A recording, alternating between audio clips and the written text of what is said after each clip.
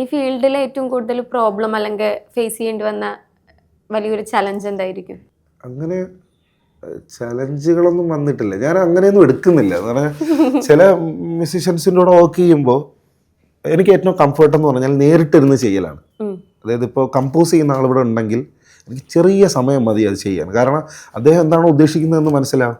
അപ്പോൾ പെട്ടെന്ന് അത് ഇതിങ്ങനെ മതിയോ, എങ്ങനെ പോകേണ്ടതെന്നൊക്കെ കമ്മ്യൂണിക്കേറ്റ് ചെയ്ത് പെട്ടെന്ന് അങ്ങ് തീരും. ഇനി അങ്ങനെ ഒരു കമ്മ്യൂണിക്കേഷൻ നടന്നില്ലെങ്കിൽ കുറച്ച് ബുദ്ധിമുട്ടുണ്ടാവും. കാരണം നമ്മൾ ചിലപ്പോൾ നമ്മുടെ ഒരു രീതിയിൽ പോയിട്ട് ചിലപ്പോൾ അവരതല്ലായിരിക്കും ഉദ്ദേശിച്ചത്, അല്ലെങ്കിൽ ഡയറക്ടർ അതായിരിക്കും ഉദ്ദേശിച്ചത്, ചിലപ്പോൾ ഈ പ്രൊഡ്യൂസറിന് ചിലപ്പോൾ ഇഷ്ടപ്പെടുന്ന ഇതായിരിക്കില്ല. അങ്ങനെ കുറേ ഘട്ടങ്ങളുണ്ടല്ലോ ഇതിന്. അപ്പോൾ ചില സമയത്ത് അങ്ങനെ ഡ്രോപ്പ് ചെയ്ത പ്രൊജക്റ്റുകളൊക്കെ ഉണ്ട്, ആ ഒരു കംഫർട്ട് സോൺ കിട്ടാത്തത് കൊണ്ട്. അപ്പം അങ്ങനെ ചെയ്യാൻ കഴിയാത്തത് ഒരു ഈ ഡ്രോപ്പ് ചെയ്ത പ്രൊജക്റ്റിനെ കുറിച്ച് ഓർത്തിട്ട് പിന്നെ ഒരിക്കലും ഇല്ല, അങ്ങനെയൊന്നുമില്ല, റിഗ്രറ്റ് ഒന്നും വന്നിട്ടില്ല. ഇല്ല, ഇതെനിക്ക് പറ്റില്ല, എന്നെ കൊണ്ട് വയ്യാന്നൊക്കെ തോന്നിയ വല്ല സിറ്റുവേഷൻ? ഇല്ല, അങ്ങനെയൊന്നുമില്ല. ഇത് ഡ്രോപ്പ് ചെയ്യാൻ കാരണമെന്ന് പറഞ്ഞാൽ എനിക്ക് ടോട്ടലി എൻ്റെ സോള് കൊടുത്തത് ചെയ്യാൻ പറ്റില്ല എന്നുള്ളൊരു തോന്നലുള്ളതുകൊണ്ടാണ്. ചെയ്യാൻ പറ്റും, പക്ഷെ അത് എന്തോ കാട്ടിക്കൂട്ടിയത് പോലെയാണ്. അതുകൊണ്ട് ഓക്കെ. മുത്തു എഴുതി പാടുന്ന ഒരു പാട്ടിൽ ഏത് ആർട്ടിസ്റ്റ് അഭിനയിച്ച് കാണണം എന്നുള്ളതാണ് ഇഷ്ടം? അങ്ങനെയൊന്നുമില്ല. നമ്മുടെ ഒരു ഡ്രീം എനിക്ക് അങ്ങനെ ഉണ്ടായിരുന്നത് ലെവൽ ക്രോസ് എന്ന് പറഞ്ഞ പടം കണ്ടപ്പോൾ എനിക്ക് ആസിഫ് അലിയോട് ഭയങ്കര ഒരു ബഹുമാനം തോന്നിയ പെർഫോമൻസ് ആയിരുന്നു അത് ലെവൽ ക്രോസിൽ.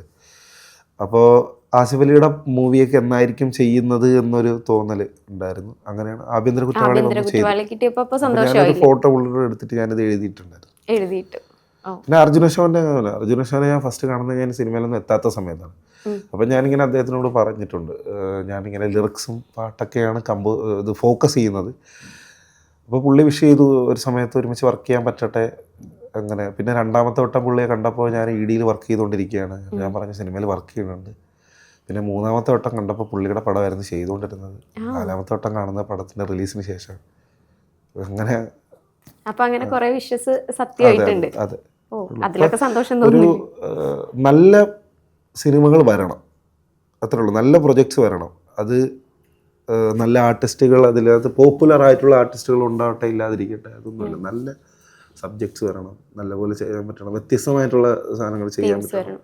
പിന്നെ എല്ലാവരോടും റെസ്പെക്റ്റാണ്, ചെയ്യാൻ പറ്റിയാൽ നല്ലത്. അത് എൻ്റെ മാക്സിമം ആ ക്യാരക്ടറിന് എന്താണോ വേണ്ടത്, എന്താണോ ആ സിനിമയ്ക്ക് വേണ്ട പാട്ട്, അത് ചെയ്യാൻ പറ്റുമെന്ന് പ്രതീക്ഷിക്കുന്നു. എന്നാലും ഈ മലയാളം ഫിലിം ഇൻഡസ്ട്രിയിൽ മുത്തുവിൻ്റെ ഒരു പേഴ്സണൽ ഫേവറേറ്റ് ആക്ടർ ആരായിരിക്കും?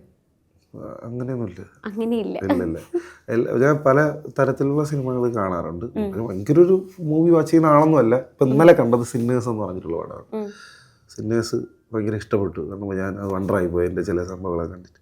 അപ്പം അങ്ങനെ ഏതെങ്കിലുമൊക്കെ പടങ്ങളായിരിക്കും കാണുന്നത് റാൻഡം. അപ്പോൾ അതിനകത്ത് ചെയ്തു വെച്ചിരിക്കുന്ന ക്യാരക്ടേഴ്സ്, അവരുടെ പെർഫോമൻസ്, അതിൽ മിക്കുള്ള ആക്ടേഴ്സിനും ചില സിനിമകൾ നല്ലപോലെ ചെയ്യും, ചിലതിനകത്ത് ചിലപ്പോൾ അത് കൂടുതൽ ആൾക്കാരിലേക്ക് കണക്റ്റ് ആയില്ലെന്ന് വരും. പാട്ടുകളിലും അതുപോലെ തന്നെയാണ്.